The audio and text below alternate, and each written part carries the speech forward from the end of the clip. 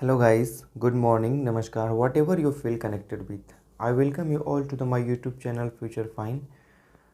आज ग्रामर का हम लोग next topic subject verb agreement के बारे में स्टडी करेंगे। ठीक है, काफ़ी डीप से स्टडी करेंगे और सभी पॉइंट को समझेंगे। इससे पहले सब्जेक्ट वर्ब एग्रीमेंट का 3 वीडियो अपलोड हो चुका है और आप उसके बारे में मुझे विश्वास है कि आप पढ़े भी होंगे, कुछ समझे भी होंगे। नेक्स्ट पॉइंट को आज हम लोग देखेंगे, नेक्स्ट रूल को, जो कि इंडेफिनिट प्रोनाउंस के बारे में है। जब किसी भी सेंटेंस का सब्जेक्ट आपको इंडेफिनिट प्रोनाउन जैसे everyone, somebody, nobody, anybody, someone, known, anyone मिले तो हमेशा आपको इसके साथ सिंगुलर वर्ब का ही प्रयोग करना चाहिए, क्योंकि खुद एक इंडेफिनिट प्रोनाउन हमेशा सिंगुलर कंसिडर किया जाता है। और ये इंडेफिनिट प्रोनाउन जैसे एवरीवन हो गया, समबडी हो गया, एनीबडी हो गया, नोवन हो गया, एनीवन हो गया, हमेशा एक अनिश्चित व्यक्ति का बोध कराता है, अनिश्चित व्यक्ति का बोध कराता है और यह हमेशा सिंगुलर कंसिडर किया जाता है। और अब जैसा कि जानते हैं सब्जेक्ट वर्ब एग्रीमेंट में ये एक बहुत बड़ा कॉन्सेप्ट है, ठीक है, और बहुत ज़रूरी भी समझना कि जब किसी सेंटेंस का सब्जेक्ट सिंगुलर हो तो वर्ब सिंगुलर, और जब किसी सेंटेंस का सब्जेक्ट प्लुरल हो तो वर्ब भी प्लुरल होना चाहिए। ठीक है, तो अब ये देखते हैं कि इंडेफिनिट प्रोनाउन कैसे किसी अनिश्चित व्यक्ति का बोध कराता है। जैसे कि आप बोलते हैं कोई मुझसे मिलने आया है, कोई आपसे मिलने आया है। ठीक है, someone has come to meet you, मुझसे कोई नहीं बोला। नोबडी स्पोक टू मी, मैं कहीं पे जाना चाहता हूँ। I want to go somewhere. इन सारे सेंटेंस में आप देख सकते हैं जैसे यहाँ पे someone has come to meet me। अब इस सेंटेंस से समझेंगे कोई मुझसे मिलने आया है, और जैसा कि आप देख सकते हैं इस सेंटेंस का जो सब्जेक्ट है someone, वो एक इंडेफिनिट प्रोनाउन है। ठीक है, अब इस सेंटेंस के सेंस को समझते, कोई मुझसे मिलने आया है। We are not talking about some individual persons, किसी इंडिविजुअल पर्सन के बारे में बात नहीं हो रही है, किसी पर्टिकुलर पर्सन के बारे में बात नहीं हो रही है। कोई पर्सन मिलने आया है जो कि उसके बारे में हम नहीं जानते, वो अननोन भी हो सकता है। Okay, that person is not the particular, not the individual, वो कोई खास पर्सन नहीं है, कोई जानकारी का व्यक्ति नहीं है। ठीक है, इसलिए इंडेफिनिट जो प्रोनाउन है हमेशा अपरिचित व्यक्ति का बोध कराता है और इसे हमेशा सिंगुलर कंसिडर किया जाता है, इसे हमेशा सिंगुलर कंसिडर किया जाता है और सिंगुलर सब्जेक्ट के साथ हमेशा सिंगुलर वर्ब का ही प्रयोग करते हैं। ठीक है, अब इसको समझते हैं एग्जाम्पल से।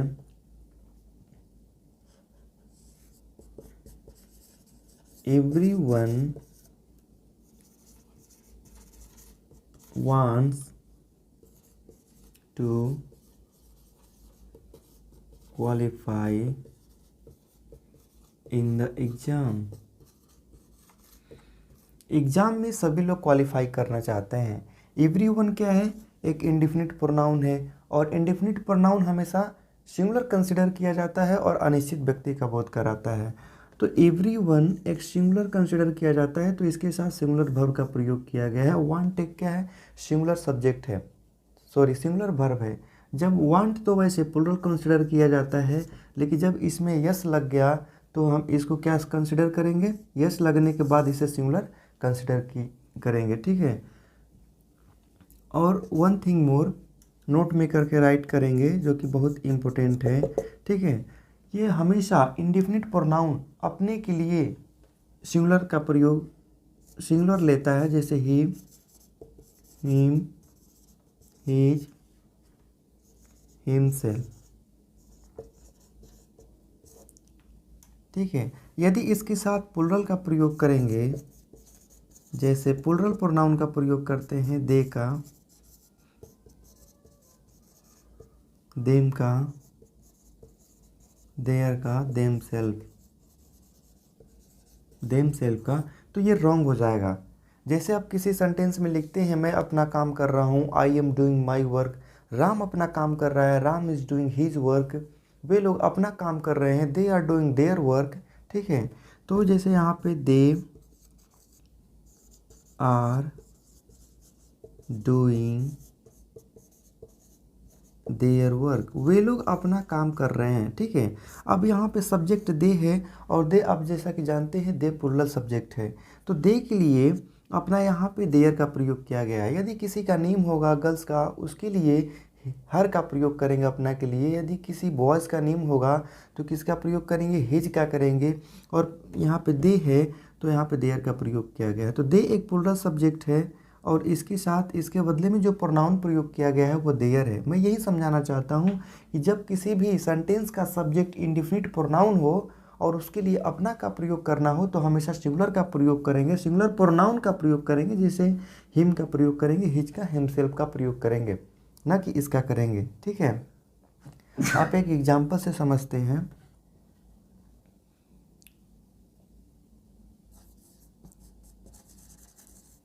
Everyone should love his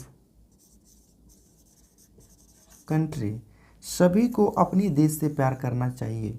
Everyone should love his country, यहाँ पे everyone इंडेफिनिट प्रोनाउन है, और इसके लिए जो अपना का प्रयोग किया गया है वो हिज का प्रयोग किया गया है, वो जो कि हिज क्या है, एक सिंगुलर प्रोनाउन है। यदि हिज के जगह पे हम किसी और प्रोनाउन का प्रयोग करते हैं, जैसे देयर का, यहाँ पे अगर हम ऐसे लिखते हैं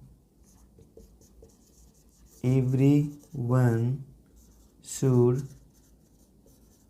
love their country, फिर ये सेंटेंस क्या हो जाता, 100% रॉन्ग हो जाता। ठीक है, क्योंकि जब किसी सेंटेंस का सब्जेक्ट एवरीवन हो, समबडी हो, एनीबडी हो, एवरीवन हो, अर्थात वो इंडेफिनिट प्रोनाउन हो, तो उसके लिए हमेशा सिंगुलर का प्रयोग करते हैं, सिंगुलर प्रोनाउन का, ना कि देयर का प्रयोग करेंगे। देयर क्योंकि एक प्लुरल प्रोनाउन है। अब इसके नेक्स्ट रूल को समझते हैं, नेक्स्ट कॉन्सेप्ट को, जो कि इंडेफिनिट प्रोनाउन के बारे में ही है। ठीक है, जैसे एवरीथिंग, समथिंग, नथिंग, एनीथिंग, किसी सेंटेंस का सब्जेक्ट जब इंडेफिनिट प्रोनाउन जैसे something, something, everything, nothing, anything हो, तो ये हमेशा एक निश्चित वस्तु का प्रयोग, हमेशा एक निश्चित वस्तु को इंडिकेट करता है। जैसे प्रीवियस कॉन्सेप्ट में हम लोग क्या समझे थे कि जब नोबडी हो, समबडी हो, एवरीवन हो, इस प्रकार के जब आपको इंडेफिनिट प्रोनाउन मिले तो वो हमेशा अनिश्चित व्यक्ति का इंडिकेट कराता है, बोध कराता है, जबकि एवरीथिंग, समथिंग, नथिंग, एनीथिंग हमेशा अनिश्चित वस्तु का बोध कराता है, और ये हमेशा सिंगुलर कंसिडर किया जाता है। तो अब जैसा कि जानते हैं सब्जेक्ट वर्ब एग्रीमेंट में यदि किसी सेंटेंस का सब्जेक्ट सिंगुलर हो तो हमेशा सिंगुलर वर्ब का ही फॉलो किया जाता है। यदि किसी सेंटेंस का सब्जेक्ट प्लुरल हो तो प्लुरल वर्ब को फॉलो किया जाता है। ठीक है, तो ये होता है सिंगुलर, और इसके साथ सिंगुलर वर्ब का प्रयोग किया जाएगा। जैसे एग्जाम्पल से समझते हैं, एवरीथिंग लुक्स ब्यूटीफुल,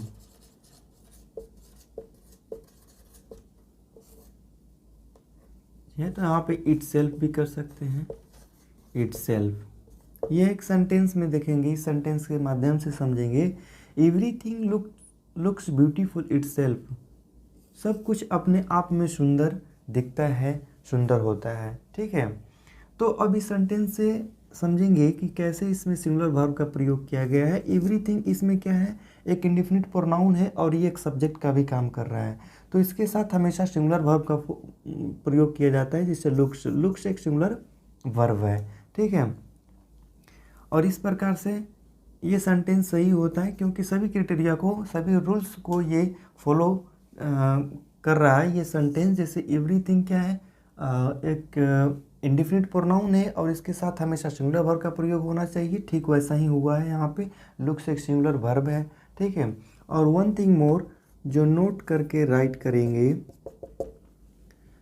ये इस इंडेफिनिट प्रोनाउन के लिए जब अपना का इंडिकेट कराना हो, अपना का बोध कराना हो, तो हमेशा सिंगुलर का ही प्रयोग करेंगे। जैसे इट, इट्स का और इट्सेल्फ का प्रयोग करेंगे, ठीक है। नहीं कि प्लुरल का प्रयोग करें, प्लुरल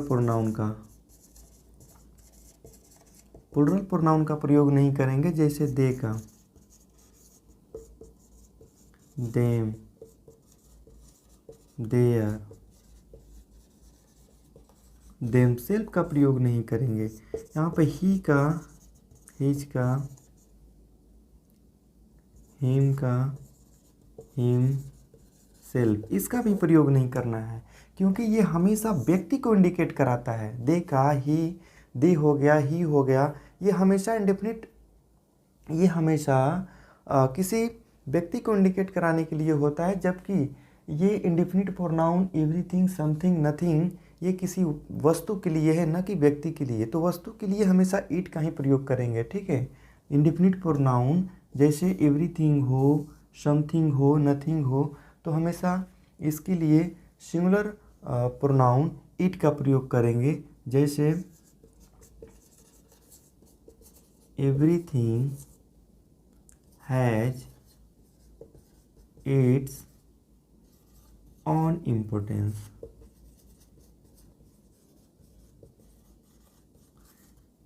अब यहाँ पे एवरीथिंग इंडेफिनिट प्रोनाउन है और इसके लिए हमेशा सिंगुलर प्रोनाउन का प्रयोग किया जाता है, जिससे कि यहाँ पे किया गया है इट्स का, ठीक है। Everything has its on important, सभी चीज़ के पास, सभी के पास एक अपना खुद का महत्व होता है। तो इस सेंटेंस में इट्स क्या है, एक सिंगुलर प्रोनाउन है। यदि इट्स के जगह पे हम देयर का प्रयोग कर दें, हिमसेल्फ का प्रयोग कर दें या हिम का प्रयोग कर दें, ठीक है। हालांकि जब अपना का बात किया गया है तो यहाँ पे देयर का प्रयोग कर सकते हैं और नहीं तो हिज का कर सकते हैं, ठीक है। जब ज़रूरत पड़े तो ज़रूरत के हिसाब से देम, हिम का भी प्रयोग कर सकते हैं, लेकिन हम बात कर रहे हैं यहाँ पे अपना का, ठीक है। इट्स का प्रयोग करेंगे तो इट्स के जगह पे यदि प्लुरल का प्रयोग करें, देयर का, या प्रयोग करें हिज का, तो गलत होगा, क्योंकि ये व्यक्ति के लिए होता है और ये इंडेफिनिट प्रोनाउन हमेशा अनिश्चित वस्तु का बोध कराता है, इसलिए हम यहाँ पे इट्स का ही प्रयोग करेंगे। अब इसके नेक्स्ट कॉन्सेप्ट को समझते हैं। जैसे a number of, a large number of, a great number of. जब किसी सेंटेंस का सब्जेक्ट ये वर्ड बनता है अ number of, a large number of, a great number of, तो इसे हमेशा प्लुरल कंसिडर किया जाता है और प्लुरल वर्ब का भी प्रयोग करेंगे, ठीक है। जैसे इसका मतलब समझते हैं कि किसी सेंटेंस में जब अ लार्ज नंबर ऑफ मिले, अ ग्रेट नंबर ऑफ मिले, अ नंबर ऑफ मिले, तो इसका मतलब होता क्या है। इन सभी का मतलब बहुत होता है, इस सभी का मतलब बहुत होता है और यह एक अनिश्चित इंडिफिनिट नंबर का बोध कराता है। इसका मतलब तो बहुत होता है। जैसे वहाँ पे बहुत सारे लड़के हैं, बहुत सारे लड़के तो हैं, बट कितने लड़के हैं वो कंफर्म नहीं है, श्योर नहीं है, इसलिए हमेशा अनिश्चित संख्या का बोध कराता है। और इन तीनों वर्ड का मतलब क्या होता है, बहुत होता है, ठीक है। जैसे अ नंबर ऑफ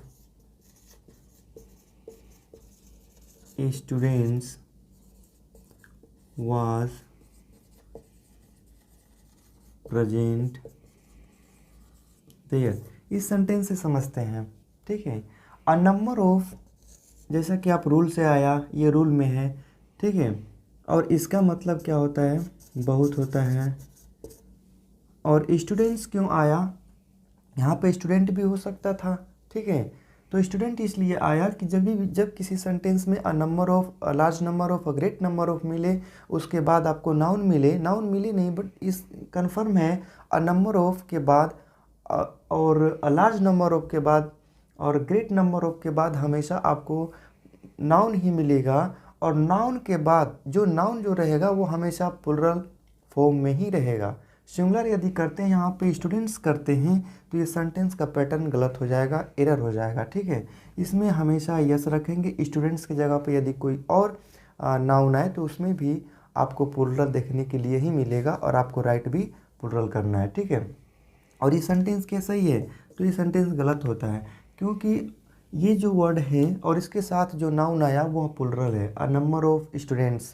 ठीक है, अ नंबर ऑफ का मतलब तो बहुत होता है और इसके साथ आने वाला नाउन हमेशा प्लुरल फॉर्म में रहेगा, लेकिन यहाँ पे आपको वाज की जगह पे वर करना है। ठीक है, क्योंकि ये एक अनिश्चित नंबर का संख्या का बोध कराता है और इसे प्लुरल कंसिडर किया जाता है, इसलिए प्लुरल वर्ब का प्रयोग करेंगे। ठीक है, ये हुआ इसका कॉन्सेप्ट। वन थिंग मोर जो नोट करेंगे और अपने अटेंशन को बनाए रखेंगे यहाँ पे, जैसे a number of, a large number of, a great और ग्रेट नंबर ऑफ मिले तो उसके बाद प्लुरल नाउन का प्रयोग किया जाता है और इसे प्लुरल कंसिडर किया जाता है। ये सब्जेक्ट जो है, अ नंबर ऑफ स्टूडेंट्स मिले, number of students, number of boys, कुछ भी मिले तो आपको प्लुरल वर्ब का प्रयोग करना है। लेकिन अ नंबर ऑफ के जगह पे द नंबर ऑफ मिले, द नंबर ऑफ मिले, तब यहाँ पे आप क्या राइट करेंगे? ठीक है, सिंगुलर वर्ब का प्रयोग करेंगे या प्लुरल वर्ब का प्रयोग करेंगे? तो डेफिनेटली हमेशा सिंगुलर वर्ब का यहाँ पे प्रयोग करेंगे। समझते हैं कैसे करेंगे। द नंबर ऑफ का मतलब भी क्या होता है? बहुत होता है। इसके आने वाले बाद जो नाउन होगा वो भी हमेशा एस लेकर के आएगा, अर्थात प्लुरल फॉर्म में होगा। क्या होगा? प्लुरल फॉर्म में होगा। लेकिन ये संख्या अब अनिश्चित न होकर के निश्चित को इंडिकेट करेगा। यहाँ पे जैसे कि आप समझे, अ number of, large number of, great number of आए तो हमेशा अनिश्चित संख्या को इंडिकेट करता है और ये प्लुरल कंसिडर किया जाता है और वाज ना होकर के प्लुरल वर्ब का प्रयोग किए, वर्ब का प्रयोग किए। लेकिन यहाँ पे जस्ट अपोजिट होगा, द नंबर ऑफ एक निश्चित संख्या का बोध कराता है। ठीक है, और जैसा कि आप आर्टिकल में पढ़े हैं, द एक डिफिनिट आर्टिकल है और ये हमेशा निश्चित पोजीशन का और निश्चित संख्या का ही बोध कराता है।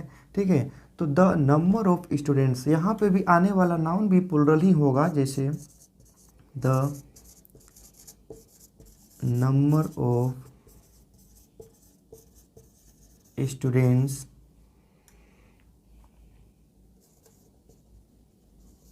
वर 50। ये सेंटेंस क्या हुआ? बिल्कुल 100% ये गलत हुआ। द नंबर ऑफ के बाद यहाँ पे नाउन जो है प्लुरल है, यहाँ तक तो सही है क्योंकि प्लुरल का ही प्रयोग किया जाएगा। ठीक है, और यहाँ पे वर्ब जो है आपका प्लुरल है, वो गलत हो गया, जबकि यहाँ पे सिंगुलर वर्ब का प्रयोग करना था। क्यों? क्योंकि द नंबर ऑफ हमेशा एक निश्चित संख्या को बोध कराता है और जब निश्चित संख्या हुआ तो इसके साथ भी सिंगुलर वर्ब का ही प्रयोग करेंगे, जैसे द नंबर ऑफ स्टूडेंट्स। इसको स्टूडेंट्स को देख करके कंफ्यूज नहीं होना है, क्योंकि ये रूल है, ये कॉन्सेप्ट है कि द नंबर ऑफ के बाद आपको जो भी नाउन मिलेगा वो प्लुरल फॉर्म में ही मिलेगा, लेकिन आने वाला वर्ब आपका हमेशा क्या होगा? आजीवन क्या होगा? सिंगुलर होगा। तो वाज की जगह, सॉरी, वर की जगह पे आपको वाज करना है। और इसका मतलब क्या हुआ कि लड़कों की संख्या, स्टूडेंट की संख्या जो थी, छात्र की जो संख्या थी वह 50 थी।